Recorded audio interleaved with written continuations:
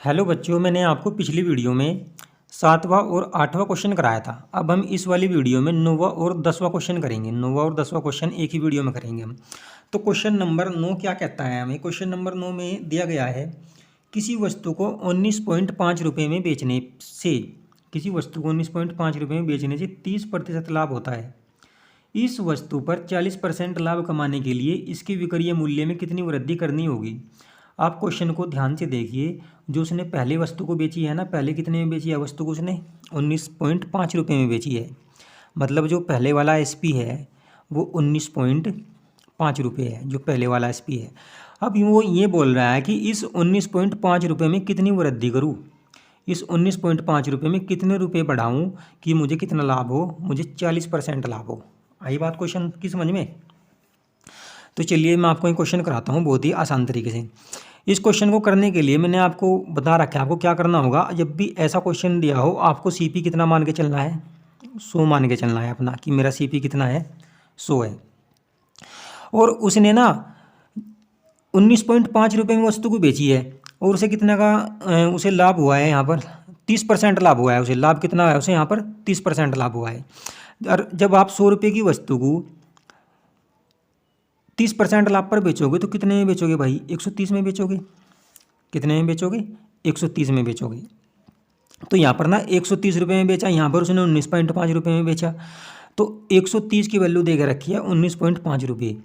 130 की वैल्यू हमें कितनी दी है? 19.5 रुपये दी है। ठीक है। लेकिन आपको लाभ कितना लेना है? आपको ना लाभ 40% लेना है। मतलब आपको 100 रुपये की वस्तु कितने में बेचनी पड़ेगी? 140 में बेचनी पड़ेगी, तब जाके आपको कितना लाभ होगा? 40% लाभ होगा। तो आपको 140 की वैल्यू निकालनी है। 140 की वैल्यू निकालने के लिए 140 की मल्टीप्लाई इधर भी कीजिए, 140 की मल्टीप्लाई इधर भी कीजिए। 140 की मल्टीप्लाई जब मैं यहाँ करूँगा तो इधर तो 140 आ जाएगा, और 19.5 में भी मैं कितने की मल्टीप्लाई करूँगा? 140 की, और बट्टे में कितना आ जाएगा? ये 130। ठीक है। अब आपको उसको सिर्फ यहाँ से कैंसिल कर लेना है। 1 जीरो से ये 1 जीरो कैंसिल आउट हो गई। 13 से मैंने इसको 19.5 को काटा तो कितना आएगा यहाँ से? 13 एकम 13 और 13 पंजे 65। 1.5 आया। 1.5 की मल्टीप्लाई आप 14 में करोगे तो कितना आ जाएगा? मल्टीप्लाई करने के बाद में आएगा यहाँ से 21। अब आप मुझे ये बताइए, जो आपका सेलिंग प्राइस आया, जो आपका, ये तो आपका SP1 था सेलिंग प्राइस, पहले वाला सेलिंग प्राइस था, और ये दूसरे वाला सेलिंग प्राइस आपका कितना आया? 21 रुपये आया। मतलब आपने दूसरी बार वस्तु कितने में बेचनी चाहिए? 21 रुपये में बेचनी चाहिए। अब आप मुझे ये बताइए, पहले वाला सेलिंग प्राइस 19.5 रुपये था, दूसरे वाला सेलिंग प्राइस 21 रुपये आया, तो कितने की वृद्धि होगी यहाँ पर?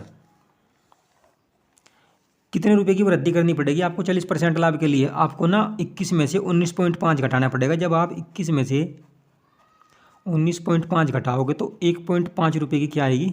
वृद्धि। आपको 40% लाभ कमाने के लिए 1.5 रुपये की वृद्धि करनी पड़ेगी। ठीक है। आपको विक्रय मूल्य में कितनी वृद्धि करनी पड़ेगी? 1.5 रुपये की। चलिए अब क्वेश्चन नंबर 10 करते हैं हम। क्वेश्चन नंबर 10 क्या है? क्वेश्चन नंबर 10, एक मोटरसाइकिल को 22,600 रुपये में बेचने से एक व्यक्ति को 13% लाभ होता है। उसे कितने रुपए का लाभ होता है? टोटल परसेंटेज कितने का होता है भाई? टोटल परसेंटेज 100 का होता है। टोटल परसेंटेज कितने का होता है? 100 का। मान लीजिए आपका सीपी कितना था? 100 रुपये था। आपका सीपी कितना था? 100 रुपये था। और 100 रुपये पर आपको 13 रुपये का लाभ हो गया। 13% लाभ हो गया। मतलब 13% लाभ का मतलब है 100 रुपये की वस्तु आपने 113 में बेच दी, तो आपको कितने रुपये का लाभ हुआ? 13 रुपये का लाभ हुआ। और क्वेश्चन में बोला है कि उसने वस्तु को 22,600 रुपये में बेची थी, और यहाँ पर आप 113 रुपये में बेच रहे हो, तो 113 की वैल्यू कितनी हो गई हमारे पास में? 22,600 रुपये हो गई। अब आगे क्वेश्चन में बोला है उसे कितने रुपये का लाभ होता है। हमें लाभ निकालना है सिर्फ। तो लाभ निकालने के लिए आपके पास में क्रय मूल्य होना चाहिए और विक्रय मूल्य होना चाहिए। देखिए, क्रय मूल्य विक्रय मूल्य तो आपके पास में है। विक्रय मूल्य कितना है आपके पास में? 22,600। यही तो है आपका विक्रय मूल्य। उसने 22,600 में बेच दी जब, तो यहाँ आपका विक्रय मूल्य हुआ। आपको सिर्फ अब क्रय मूल्य चाहिए, और क्रय मूल्य आप कितना मान के चले हो? 100। तो इसका मतलब है कि आपको सिर्फ 100 की वैल्यू निकालनी है। 100 की वैल्यू निकालने के लिए 100 की मल्टीप्लाई इधर भी कीजिए, 100 की मल्टीप्लाई इधर भी कीजिए। जब आप यहाँ पर 100 की मल्टीप्लाई करोगे और इधर भी 100 की मल्टीप्लाई करोगे और बट्टे में कितना आ जाएगा, ये 113 आ जाएगा। अब 113 से आप 226 को कैंसिल करोगे तो ये 2 बार कटेगा, तो 200 आएगा यहाँ पर। 200 की मल्टीप्लाई आप 100 में करोगे तो कितना आएगा, 20,000। कितना आएगा भाई, 20,000। और उसने लाभ पूछा है। लाभ कैसे निकालते हो आप? लाभ निकालते हैं हम सेलिंग प्राइस में से कॉस्ट प्राइस को घटाकर। लाभ कैसे निकालते हैं? सेलिंग प्राइस में से कॉस्ट प्राइस को घटाकर लाभ निकालते हैं। तो सेलिंग प्राइस तो आपका कितना था, 22,600 था, और कॉस्ट प्राइस आपका कितना आया, 20,000 रुपये आया। और 22,600 में से जब आप 20,000 घटाओगे तो कितना बचेगा आपके पास में, 2,600। और ये क्या है, आपका लाभ है। आपको ये दोनों क्वेश्चन समझ में आए होंगे। Thank you.